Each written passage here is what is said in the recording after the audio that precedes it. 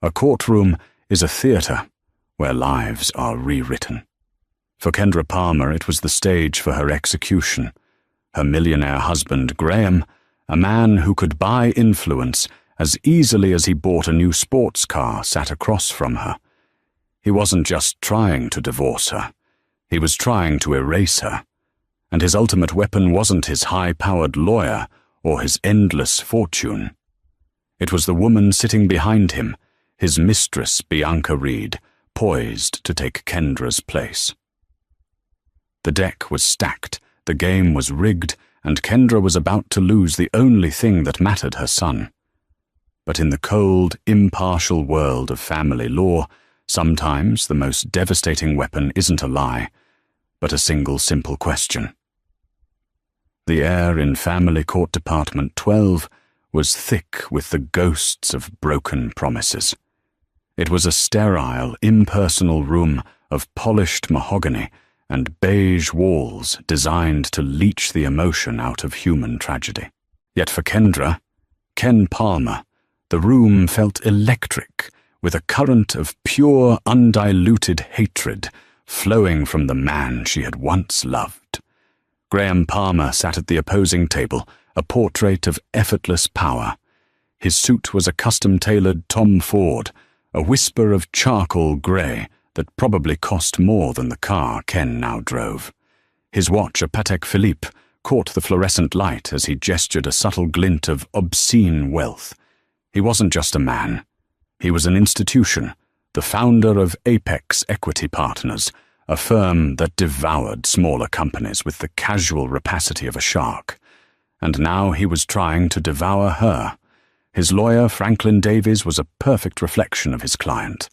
Silver-haired, with a voice as smooth and cold as river stones, he exuded an aura of expensive, inevitable victory.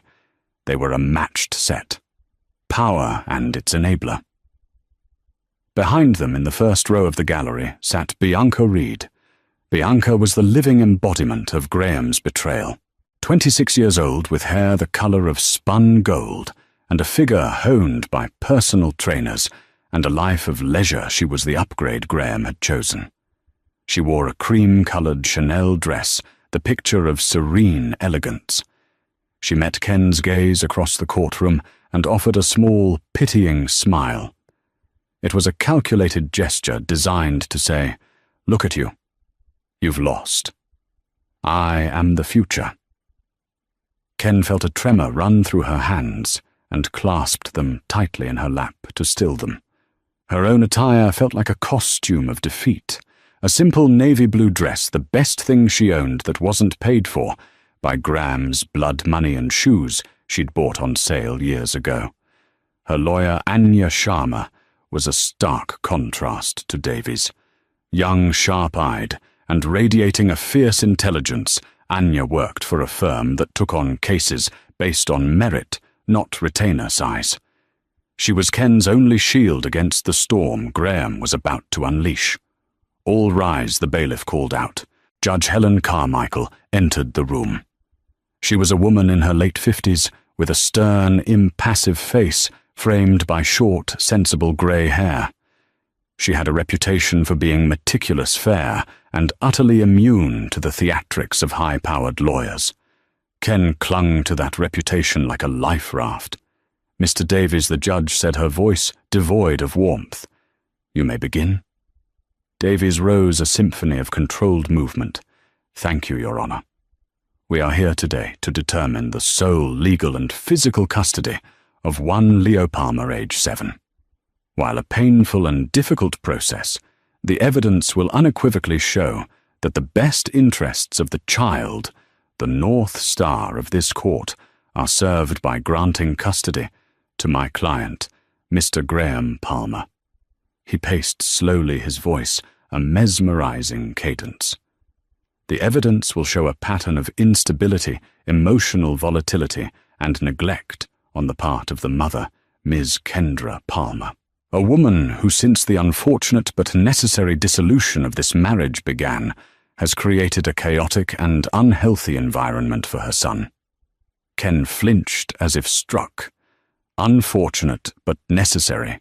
He made it sound like a corporate merger gone wrong, not a man shattering his family for a younger model. We will present evidence of Miss Palmer's erratic behavior. Davies continued, his voice dripping with faux sympathy. Her screaming fits her unpredictable moods. We will show that Mr. Palmer, on the other hand, can offer young Leo something his mother cannot: stability, a world-class education, a secure, structured home, a life free from the emotional turmoil that has sadly defined his mother's recent conduct. It was a masterpiece of narrative construction. He was taking Ken's raw, justifiable pain, the agony of discovering Graham's year-long affair, the screaming arguments when she found receipts for hotels in Paris and diamond bracelets she'd never received, and twisting it into a character flaw, a diagnosis of unfitness. Anya placed a calming hand on Ken's arm. "Breathe," she whispered. "This is what they do. They build a monster. We just have to tear it down." Davies gestured towards Bianca. "Furthermore, Mr. Palmer is now in a stable, loving relationship with Ms. Bianca Reed, a woman of impeccable character, who is ready and eager to provide a nurturing and supportive presence in Leo's life. A presence, we will argue, that has been sorely lacking. The audacity was breathtaking. He was presenting the adulteress as a maternal upgrade." Ken looked at Bianca again, who now wore an expression of solemn concern, as if she truly believed the lies being spun on her behalf. Ken's mind reeled back to the day her world imploded. It wasn't a dramatic confrontation. It was a quiet Tuesday. Graham was on a business trip to Geneva. Leo was at school. Ken was sorting through the laundry when Graham's gym bag fell from the top of the closet. A small velvet box tumbled out. Her heart had leaped for a foolish second, thinking it was a surprise for her. Inside was a delicate platinum necklace with a diamond bee. Her blood had run cold. A quick, frantic search of his study computer, a password she knew from years of shared life, Leomaison 18, and there it was. An entire universe of deceit. Emails, travel itineraries for 2 photos of Graham and Bianca on a yacht in Santorini, laughing, kissing, living a life he had kept hidden from her. The confrontation that followed was not a screaming fit. It was the primal roar of a woman whose life had been a lie. He hadn't denied it. He'd been almost bored by her discovery. "Don't be so dramatic, Kendra," he'd said, adjusting his tie. "These things happen. We just grew apart. I was going to tell you. That was Graham. He didn't just cheat. He gaslit. He didn't just lie. He rewrote history. Now, in this cold courtroom, he was doing it again. But this time, the prize wasn't just his freedom. It was her son. We will hear testimony from Mr. Palmer, Davies concluded, turning to face the judge. From Ms. Reed. And we will see, Your Honor, that the choice is not just clear. It is imperative. For the sake of the child." He sat down. The silence in the room was heavy. Ken felt the weight of a dozen pairs of eyes on her, judging her, dissecting the caricature Davies had just painted. The unstable wife, the hysterical mother, the woman who was about to lose everything. Anya stood.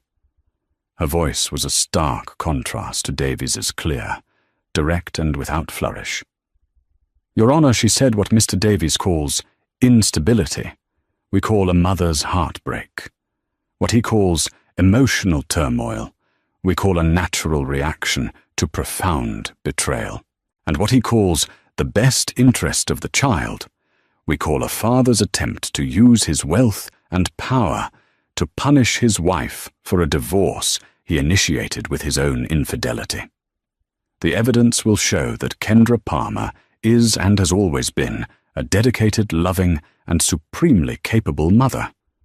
She is the parent who has attended every doctor's appointment, every parent-teacher conference, and every school play. She is the one who knows her son's fears, his dreams and his needs. We believe that by the end of this hearing, this court will see through the polished facade of Graham Palmer and recognize that the true stability in Leo's life resides with his mother. Anya's words were a small balm on Ken's raw nerves. But as she looked at Graham, who was whispering something to Davies with a confident smirk, she knew this was just the opening salvo. The real battle was about to begin, and Graham had come armed for total war. The petitioner calls Mr. Graham Palmer to the stand. Graham rose and walked to the witness box with the unhurried gait of a man who owned every room he entered. He was sworn in his hand on the Bible, a profane mockery in Ken's eyes. He settled into the chair, adjusted his microphone, and gave Judge Carmichael a deferential, charming smile. It was the same smile he'd used to charm her parents, to win over business rivals, to lull her into a false sense of security for 12 years. Davies began his direct examination, his questions, softballs lobbed for Graham to hit out of the park. Mr. Palmer, could you describe your relationship with your son? Leo is my world. Graham said, his voice resonating with carefully rehearsed sincerity. He's a bright, wonderful boy. I want nothing but the best for him. That's why we're here. And what do you believe is best for him? Stability, Graham said, repeating the theme. A calm, predictable environment where he can thrive. Unfortunately, that hasn't been possible lately. Why not? Davies prompted. His mother, Ken, she's been going through a difficult time, Graham said, his brow furrowed with feigned concern. Her moods are unpredictable. 1 minute she's fine, the next she's screaming, throwing things. Leo has seen it. He gets scared. He hides in his room. It's no environment for a child. Ken's knuckles were white where she gripped her pen. He was talking about the night she'd discovered a credit card bill for a $12,000 Cartier bracelet. She hadn't thrown things. She had thrown the bill onto his desk and screamed, "Who is she, Graham? Who is she?" He had watched her, his face a mask of cold indifference, before telling her to lower her voice so she wouldn't upset the boy. "Can you give the court a specific example of this instability?" Davies asked. "Of course," Graham said, leaning forward. "Just last month I arrived to pick Leo up for my scheduled weekend. Ken hadn't packed his bag. When I pointed this out, she flew into a rage, accusing me of all sorts of things. She refused to let me take him. Leo was crying. I had to leave without him to de-escalate the situation. I have a recording of the encounter." Davies nodded to the clerk, and a tinny, distorted audio file began to play. It was Ken's voice, high-pitched with distress. "You can't just waltz in here whenever you please. Graham, the agreement says 6 p.m. It's 4:30. Leo has a play date with his friend Noah. You do this on purpose to disrupt his life." Then Graham's voice, calm and reasonable. "Kendra, please, let's not do this in front of him. I just wanted a little extra time. There's no need for hysterics." The audio cut off. Davies let the silence hang in the air. The recording was a perfect manipulation. Graham had shown up early, knowing it would cause a conflict, and had started recording only when Ken was already upset. He had edited out his own provocations, his condescending tone, leaving only her frantic reaction. Anya was already writing furiously on her notepad. Provocation, edited recording, time-stamped texts to prove playdate. Davies wasn't finished. He projected a photo onto the screen. It showed the kitchen in their former home, a pot of what looked like burnt pasta on the stove, a wine bottle, and a half-empty glass on the counter. "Mr. Palmer, do you recognize this scene?" Yes, Graham sighed. "I came home from a business dinner one evening to find this. Ken was asleep on the sofa. Leo was in his room, said he hadn't had dinner. The smoke alarm had been disabled. I was terrified something worse could have happened. This lie was even more insidious. Ken remembered that night perfectly. She had a terrible migraine.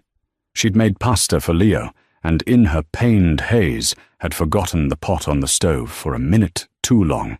She hadn't been drinking. The wine bottle was from a dinner party 2 nights prior.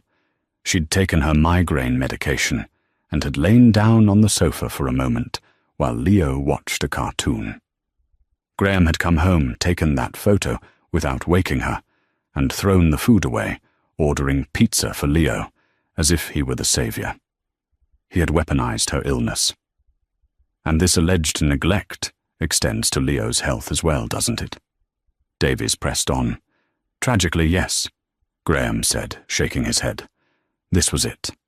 The attack Ken had dreaded most.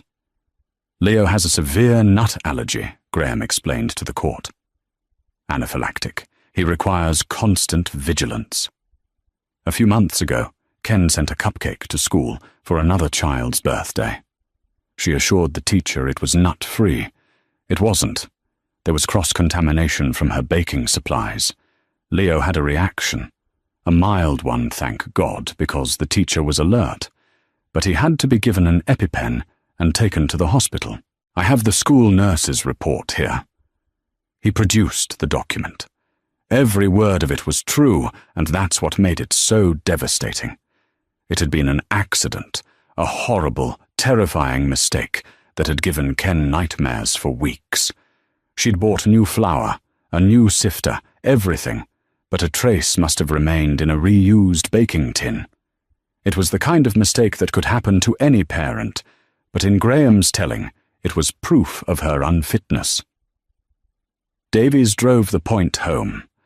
So his mother, the person entrusted with his care, sent him to school with a food that could have killed him. Yes, Graham said the single word, an indictment. When it was Anya's turn to cross-examine, she approached the stand with a calm, measured pace. Mr. Palmer, she began, her voice even. You testified that you wished to provide Leo with stability. Is that correct? Absolutely. Is it stable for a child to have his father carry on a year-long affair behind his mother's back? Davies shot to his feet. Objection. Relevance. It speaks directly to the witness's character and his definition of stability. Your Honor, Anya countered. I'll allow it. Briefly, Judge Carmichael said, her eyes fixed on Graham. Graham's charming facade tightened. My personal life has no bearing on my ability to be a father.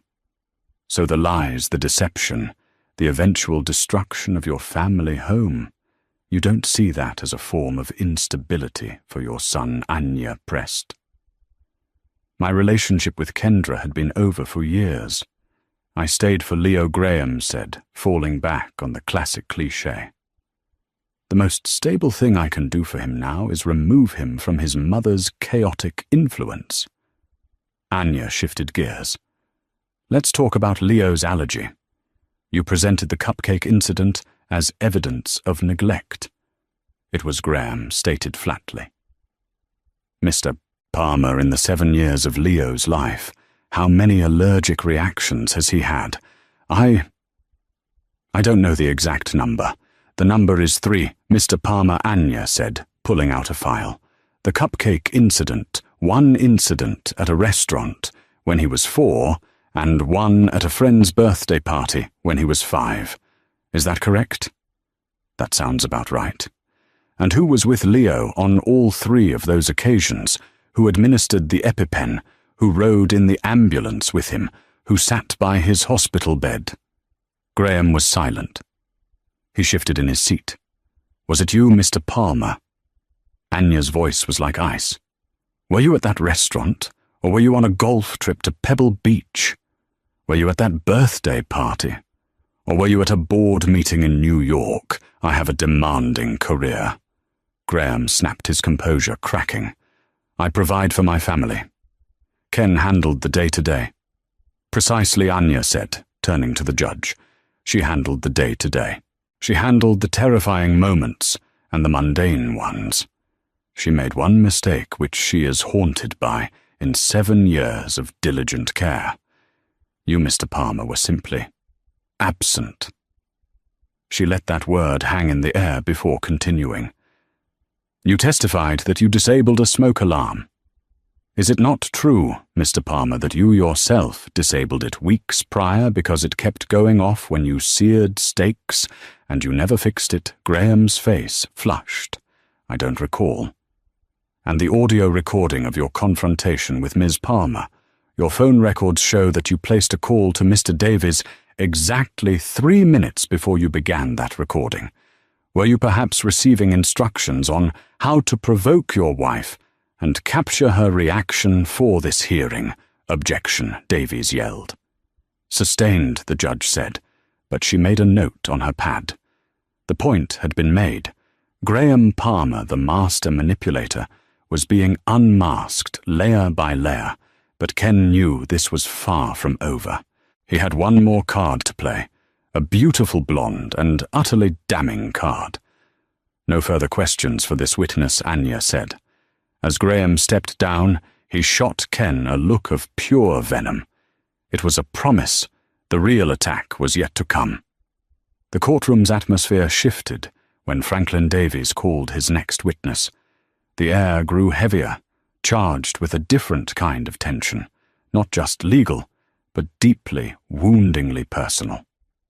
The petitioner calls Miss Bianca Reed to the stand. Bianca rose from her seat in the gallery. Every eye was on her. She moved with a liquid grace, her cream-colored dress flowing around her. She was acutely aware of her role in this drama, and she played it to perfection. She avoided looking at Ken, instead focusing on the witness box as if it were a sacred space. As she took the oath, her voice was soft but clear, a gentle melody in the harsh, discordant opera of the courtroom. Ken felt a wave of nausea. This was the woman who had slept in her bed, who had used her shower, who had laughed with her husband in the home she had built. And now she was here to testify that she could be a better mother to Ken's son. The humiliation was a physical thing, a hot poker twisting in her gut. Davies approached his witness with the reverence of a priest. Ms. Reed, thank you for being here. Could you please state your relationship to Mr. Graham Palmer? Graham and I are in a committed, loving relationship, Bianca said, directing a warm, brief smile at Graham. We plan to be married as soon as his divorce is finalized. The words were a calculated stab at Ken, a public declaration of her replacement. And you've had the opportunity to spend time with his son, Leo? Yes, many times, Bianca said, her tone becoming even softer, infused with a maternal warmth that sounded unnervingly genuine. He's a wonderful sweet boy, so bright and funny.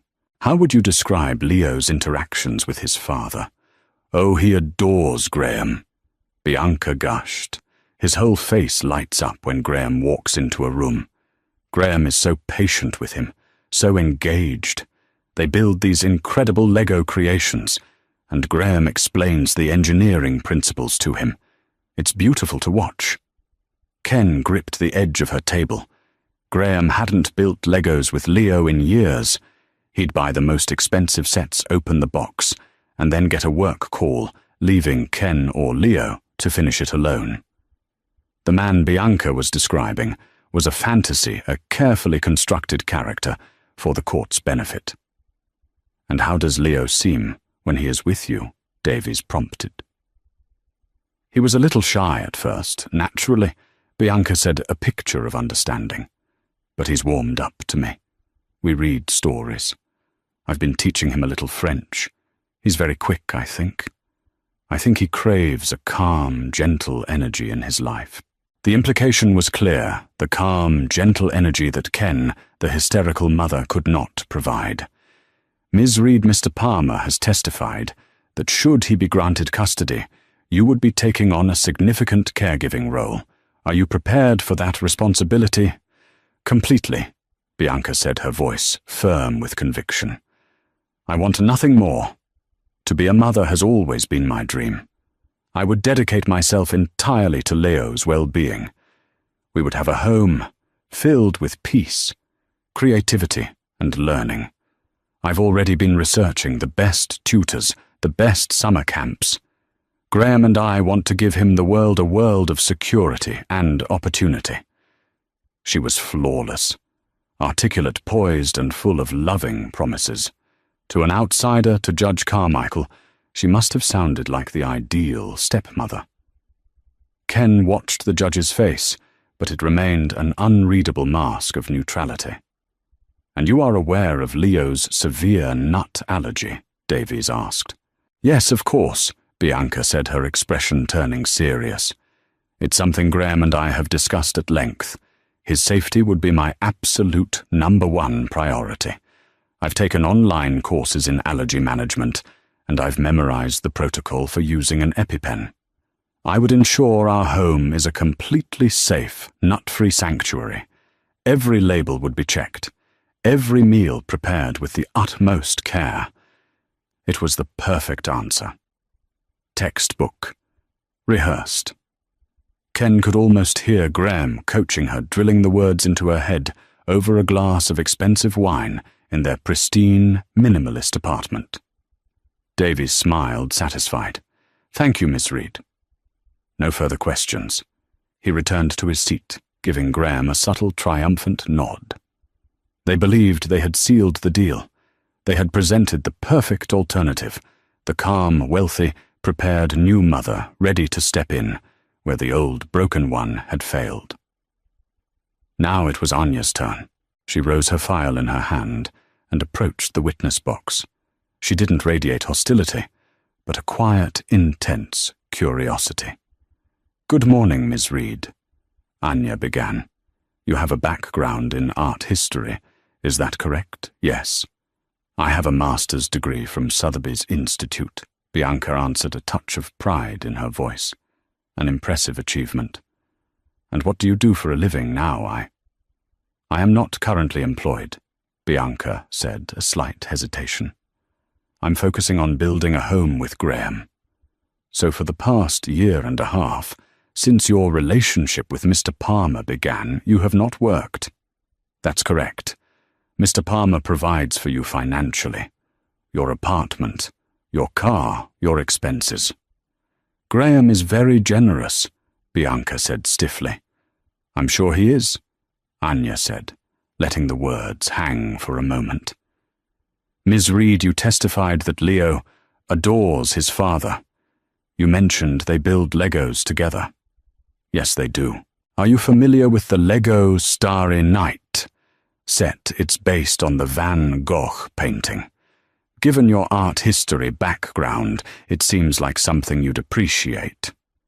"It's a lovely set," Bianca agreed, looking slightly confused. "It is. Leo received it for his birthday last year. Did you and Graham build it with him?" I believe we were traveling then," Bianca hedged. "But Graham makes sure Leo has all the best things.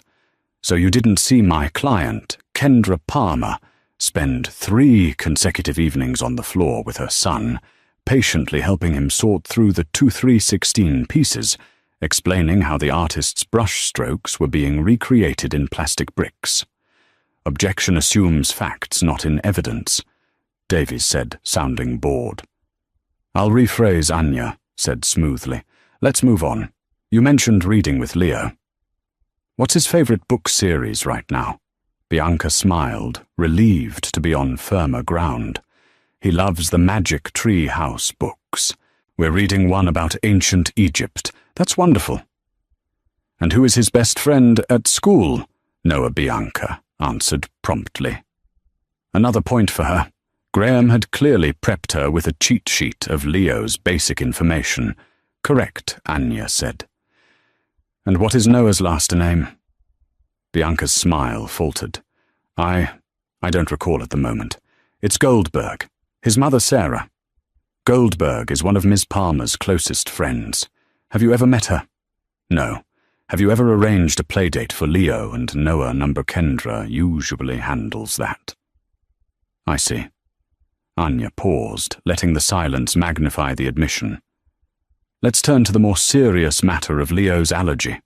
You said you've taken courses and memorized protocols. That's very responsible. I take it very seriously, Bianca affirmed, regaining her confidence. Good. So you know what anaphylaxis looks like, the difficulty breathing, the swelling, the hives. Yes, of course, and you know what to do. You call 911, you administer the epinephrine auto-injector. You stay with the child. Yes, exactly. But as any parent of a child with a severe allergy knows, Ms. Reed, the key is not just knowing how to react to a full-blown crisis. It's about recognizing the very first subtle signs of a reaction to prevent it from getting to that stage. It's about vigilance. I understand that Bianca said, her posture stiffening. So tell me, Anya, said, her voice dropping, slightly becoming more focused, more intimate. What are the specific ingredients in the sun butter that Leo prefers? The brand my client has to special order, because it's the only one manufactured in a dedicated nut-free facility that doesn't have the gritty texture he dislikes. Bianca blinked. I'm not sure of the brand name. But I would, of course, only buy products that are certified nut-free. Of course, Anya echoed, her tone flat. And when Leo eats something he's unsure about, he has a tell, a small, almost imperceptible habit he does with his tongue. A little tick. A parent who has watched him like a hawk for 7 years would know it instantly. Can you describe it for the court? Bianca was now staring at Anya like a deer in the headlights. Her carefully constructed facade was beginning to crack. I haven't noticed anything like that. Graham was leaning forward, whispering urgently to Davis. Ken held her breath. Anya was peeling back the layers, moving past the rehearsed script, and into the real, messy, detailed world of actually knowing a child. She was showing the court the vast, unbridgeable chasm between a textbook and a mother's heart. Anya took a step closer to the witness box. She wasn't finished yet. The trap was set. Now it was time for it to be sprung, but it wouldn't be Anya who would deliver the final blow. From the bench, Judge Carmichael leaned forward, her pen poised. She had been watching, listening, and had a question of her own. Judge Carmichael adjusted the small microphone in front of her. The quiet click silenced the rustling papers and whispered conferences in the courtroom. All attention snapped to the bench. The judge had a reputation for letting the lawyers run their course, intervening only when necessary. Her direct involvement signaled a turning point. She looked down at Bianca Reed, her expression as neutral as carved stone, but her eyes held a penetrating intensity. Ms. Reed, the judge, began, her voice calm and authoritative, cutting through the tension. I have just one question for you, and I'd like you to be very specific in your answer. Please do not generalize. Bianca sat up straighter, a nervous energy now radiating from her. She glanced at Graham, but he could offer no help. This was unscripted. You have testified at length, Judge Carmichael continued, about your preparedness to care for Leo, particularly in regards to his life-threatening allergy. You have described the catastrophic late-stage symptoms of anaphylaxis. I want to talk about the beginning. The judge paused, letting the weight of her preamble settle. Miss Reed, my question is this. Can you please describe in precise detail the appearance of the rash that manifests on Leo's skin during his initial, mild allergic reaction to accidental cross-contamination? I am not referring to the large, obvious hives of a major reaction. I am referring to the very first telltale sign a diligent primary caregiver watching closely would notice. The silence that followed was absolute. It was a silence so profound that Ken could hear the frantic thumping of her own heart. It was a brilliant question. It wasn't about love or wealth or promises. It was about knowledge, the kind of knowledge that cannot be memorized from a website or a pamphlet, the kind of knowledge that is earned through sleepless nights, through panicked examinations, under a nightlight, through the visceral, all-consuming terror and intimacy of motherhood. Bianca Reed froze. Her perfectly made-up face went blank. The color drained from her cheeks, leaving 2 spots of rosy blush standing out in stark relief. Her mind was clearly racing, searching the carefully curated files of information Graham had supplied her. The cheat sheet didn't cover this. "Well, Your Honor," she began, her voice a little too high, a little too thin. "It would be a rash. Redness on the skin, perhaps some small bumps, like hives. Be more specific."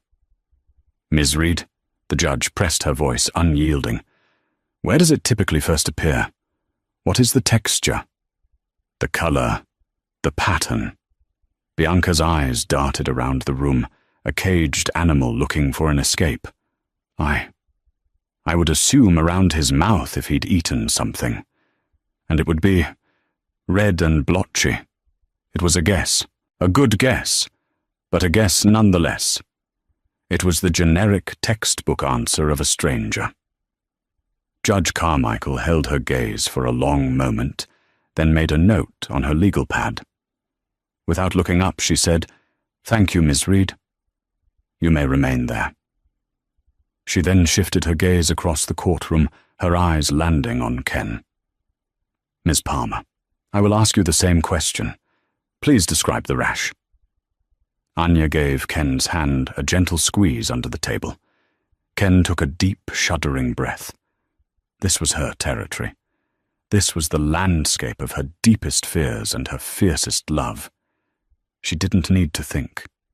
She just needed to remember. She stood up, her voice, trembling at first, but gaining strength with every word. "Your Honor."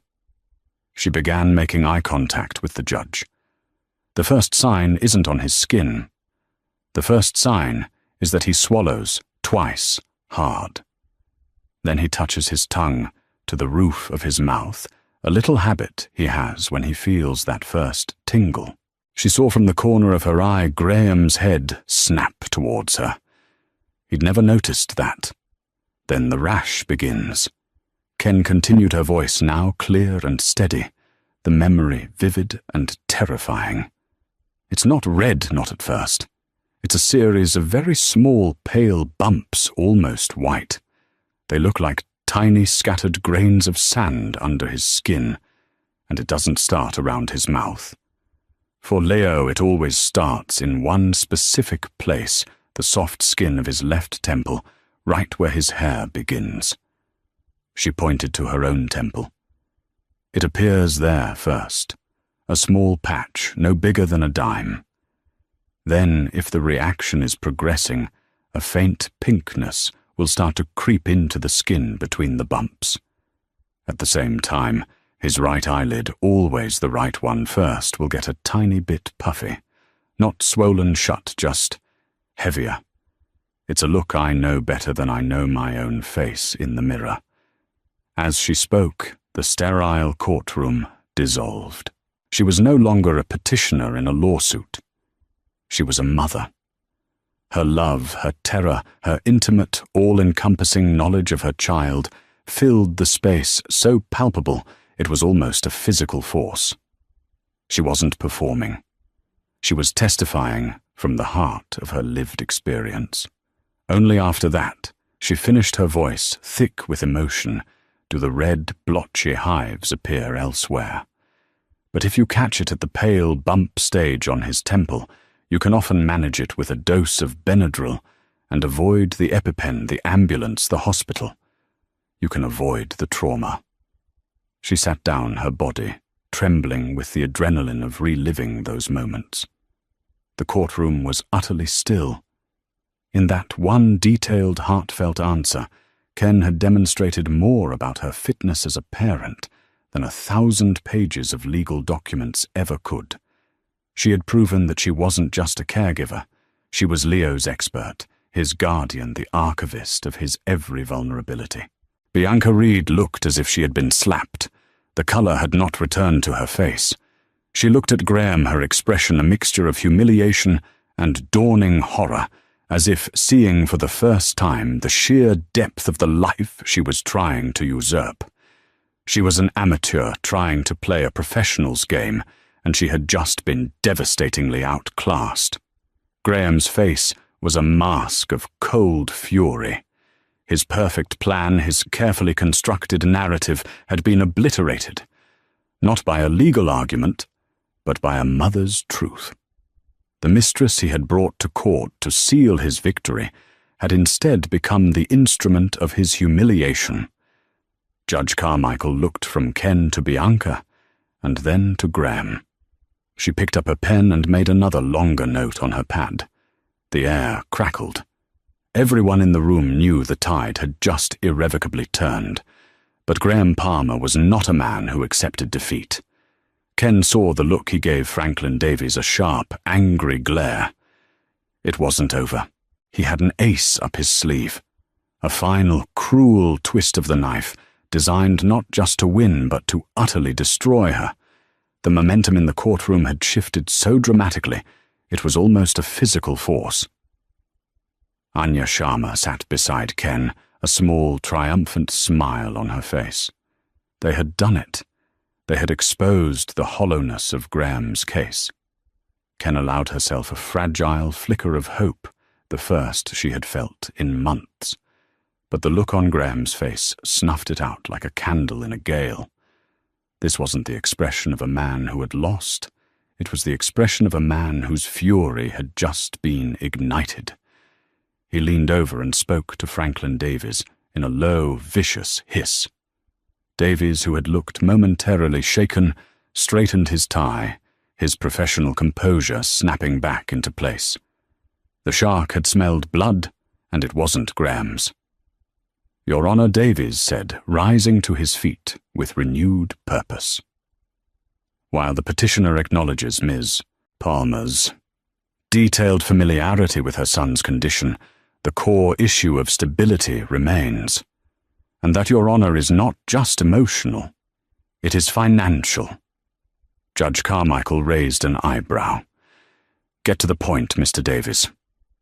The petitioner would like to present one final piece of evidence, which we believe speaks volumes about Miss Palmer's character, her motivations, and her profound financial instability.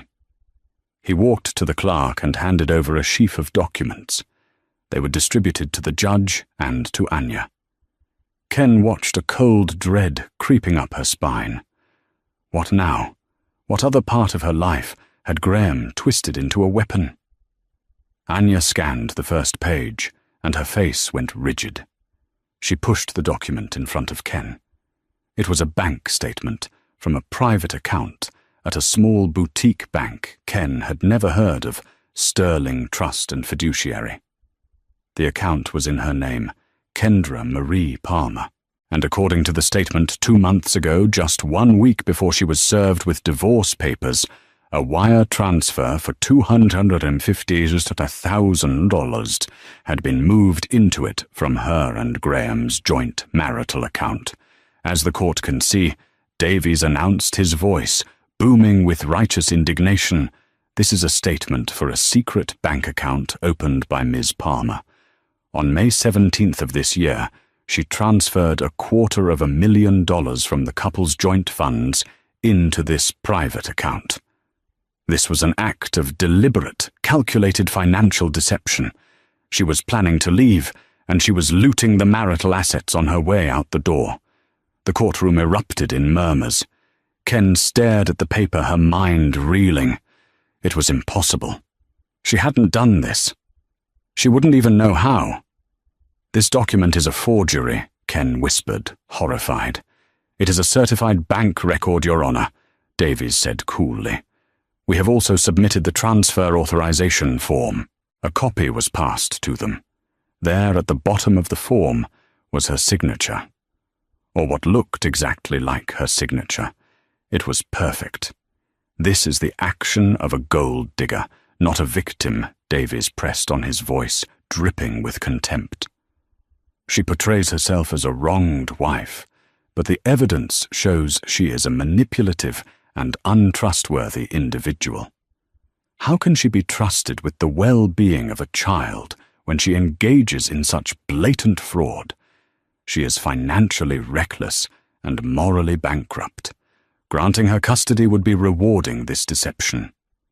Ken felt the floor drop out from under her. This was Graham's checkmate. He had anticipated losing on the emotional front, so he had created an escape hatch, a lie so profound and well documented that it was impossible to refute. He was painting her not just as an unstable mother, but as a criminal. Ms. Sharma Judge Carmichael's voice was stern. This was a serious allegation, and the evidence looked damning. Your Honor, my client denies this completely. Anya said her mind, clearly working a mile a minute. She had no knowledge of this account or this transfer. We ask for a brief recess to confer. Granted. 15 minutes, the judge said, her gaze lingering on Ken with a new, unwelcome glint of suspicion. As soon as they were in the hallway, Ken's composure shattered. Anya, I swear to you I didn't do this. I don't know where that money is. I've never even heard of that bank. I believe you, Ken. Anya said, her voice a calm anchor in Ken's storm of panic. But they have a signature. Think. Did you sign anything for Graham around that time? Any documents at all? Ken paced the sterile hallway, her hands pressed to her temples. Her mind was a blur of betrayal and fear. He was always making me sign things. Investment papers, tax forms. He'd just put a stack in front of me and say, sign here, here and here. He'd be on his phone, impatient. I trusted him. Oh God, I was so stupid. She stopped dead. A memory surfaced hazy at first, then sharpening into painful focus. It was late one evening in May. Graham had come home late, smelling of a perfume that wasn't hers. He'd been curt and dismissive. Before going to his study, he'd dropped a leather-bound folder on the kitchen island. Need you to sign these, he'd said without looking at her. It's for the Delaware property refinance. Has to be couriered by morning. She'd been tired and heartsick. She'd flipped through the pages, dense legalese numbers, property deeds. She'd signed where the yellow sticky tabs told her to. He must have slipped the transfer form into that stack, a single treacherous page hidden among dozens of legitimate ones. He slipped it into a pile of property documents. She told Anya the words, choking her. But how do we prove it? It's my signature against a bank record. They were trapped. Graham's lie was perfect. He had used her trust her own hand to condemn her. She was going to lose Leo, and she would be branded a thief in the process. As Ken leaned against the wall, utterly defeated, Anya's phone buzzed with an incoming text from an unknown number. Anya glanced at it, her brow furrowing. The text read, I need to talk to you. About Graham. It's important. BR. Anya's eyes widened. BR. Bianca Reed. What is it? Ken asked, seeing the look on her lawyer's face.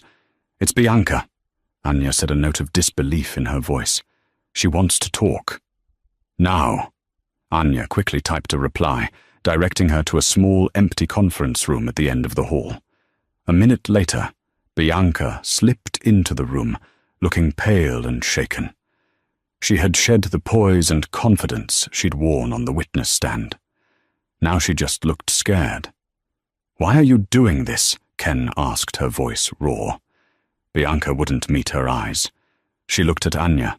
What he just did in there. With the bank account. I didn't know he was going to do that. He told me it was his insurance policy. What do you know about it? Anya asked, her tone all business. Bianca wrung her hands. I don't know everything, but I know he was bragging. A few weeks ago, he was on the phone with his financial guy, a man named Peter Lynch. Graham was laughing. He said something like, Ken will never see it coming. The signature is a perfect match. Even if she gets a good lawyer, the paper trail will bury her. He called it severance pay. she'd never get to spend. This was it. A crack in the fortress. Why are you telling us this? Anya pressed her gaze sharp. Bianca finally looked at Ken, her eyes shimmering with unshed tears. Because the way he looked when your answer about the rash destroyed him. It wasn't just anger. It was inhuman. I realized he isn't just trying to win. He's trying to annihilate you. And he used me to do it. He made me look like a fool. I see now that if he's willing to do that to the mother of his child, what would he do to me when he gets tired of me? It wasn't an act of conscience. It was an act of self-preservation. Bianca Reed had finally realized she wasn't Graham's partner. She was just his next victim. That phone call with Peter Lynch. Anya said, her voice urgent. Do you remember when it was a date? A time Bianca thought for a moment. Yes. It was a Tuesday night, June 24th, around 8 p.m. We were at his apartment. I remember because my favorite show was on, and he was being so loud on the phone, I had to leave the room. Anya's fingers flew across her phone's keyboard. June 24th. Peter Lynch. She looked up, a glint of steel in her eyes. It might not be enough to prove it today, but it's enough to blow his case wide open. The bailiff called from the end of the hall. Recess is over. Stay here, Anya told Bianca. Then she turned to Ken. Don't say a word. Let me handle this. The war isn't over yet. They walked back into the courtroom. Ken's despair had been replaced by a new, ferocious hope. Graham Palmer thought he had built the perfect trap. He just never imagined the bait would be the one to help her escape. The courtroom hummed with an expectant hush as they resumed their seats. Graham Palmer wore the smug look of a man who had already won. He believed the fraudulent bank statement was his checkmate. Ms. Sharma, Judge Carmichael's voice was stern. Does your client have any response to this evidence? Anya Sharma rose, her posture, radiating a new, sharp confidence. Yes, Your Honor. My client maintains that her signature was obtained by fraud, and we now have reason to believe we know how to prove it. Davies scoffed. Your Honor, this is a desperate, baseless accusation. On the contrary, Anya said, her voice ringing with clarity. We move to immediately subpoena the phone records of Mr. Graham Palmer and his associate Mr. Peter Lynch, specifically for the evening of June 24th. Graham's smirk vanished. He shot a panicked, furious look toward the gallery, where Bianca's seat now sat empty. He understood instantly. He'd been betrayed. Davies scrambled to his feet. Objection. This is a fishing expedition. It's irrelevant and highly prejudicial, the basis, Your Honor. Anya countered, her voice, cutting through the room, is a good faith belief that those records will contain evidence of a conversation in which Mr. Palmer and Mr. Lynch discussed the plan to fabricate the very documents just presented to this court, a plan Mr. Palmer allegedly referred to as his insurance policy against my client. The courtroom was stunned into silence. It was a direct accusation of conspiracy and perjury. Judge Carmichael stared down at Graham, her gaze cold and piercing. The pieces were clicking into place, the arrogant testimony, the hollow mistress, and now a fraud designed as a knockout blow. Mr. Davies, the judge, said, her voice dangerously quiet. Your client submitted a sworn declaration that all his financial disclosures were accurate. If Ms. Sharma's allegations are true, he has committed perjury and attempted to defraud this court. The request is highly relevant. Motion granted. The gavel came down with a sharp crack that echoed like a gunshot. It was the sound of Graham Palmer's world breaking apart. The bluff had been called. Davies, seeing the ruin before them, turned to the bench, his voice strained. Your Honor, may we request a meeting in chambers? A very wise request, Judge Carmichael said. The meeting was not a negotiation. It was a surrender. Faced with the certainty of incriminating phone records and the testimony of a scorned mistress, Graham's case had evaporated. An hour later, they returned to the courtroom. Judge Carmichael took her seat, her face a thundercloud. A settlement has been reached. Mr. Palmer has withdrawn his petition for sole custody. She paused and looked directly at Graham, who sat rigidly staring at nothing. "Let me be clear," the judge said, her voice resonating with cold fury. "This court is appalled by the petitioner's conduct. He attempted to manipulate the legal system to slander the mother of his child, and to win through fraud what he could not win on merit. He has treated his son as nothing more than a prize to be won." She then turned her gaze to Ken, a flicker of sympathy in her eyes. "The court grants Ms. Kendra Palmer sole legal and physical custody of Leo Palmer. Mr. Palmer will be granted supervised visitation contingent upon his completion of court-mandated anger management and parenting courses. The family home will be signed over to Ms. Palmer. A significant alimony and child support settlement has also been reached. It was a total unconditional victory." Tears of pure relief streamed down Ken's face. Anya wrapped a supportive arm around her shoulders. Across the aisle, Graham Palmer sat alone, a shrunken figure in his expensive suit. The power and charm had been stripped away, leaving behind something small and defeated. He had tried to destroy her life, and had only succeeded in demolishing his own. As Ken and Anya walked out of the courtroom into the bright light of the afternoon, Ken knew she was finally free. She was a survivor. And she was and would always be Leo's mother, a title no man, no mistress, and no amount of money could ever take from her. The courtroom doors swung shut, not as an end, but as a beginning. Kendra's story is a powerful reminder that in the face of overwhelming power, wealth and deception, the truth holds a unique and explosive force. It wasn't a clever legal trick that won the day.